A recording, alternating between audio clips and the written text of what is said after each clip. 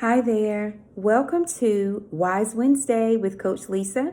I hope you're having a great day and enjoying yourself, that you have life, health, and strength.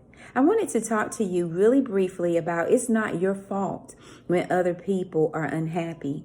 And you have to remind that person, I didn't do this to you. Why are you channeling your frustrations on me?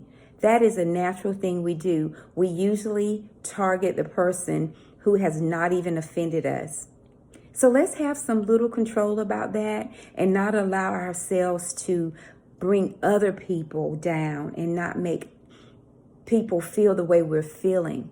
If you're unhappy today, pull yourself out of that and say, I will be happy. I will stop myself from being in an unhappy place. Remember, you're the only one that can fix your spirit. So I hope that through this holiday season that we're in, that you will find happiness no matter what. Life can bring happiness. It's up to you to do it. Remember, life is to serve and be served. Have a great day and Merry Christmas to everyone.